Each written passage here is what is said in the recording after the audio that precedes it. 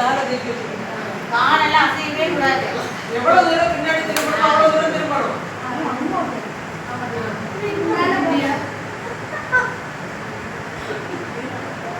வீடியோல அடுத்து மேல பாருங்க. மேல பாக்கலையே. இவங்க மேல பாக்குங்க. மேல பாத்தீங்களா? எல்லாம் தசைன்னு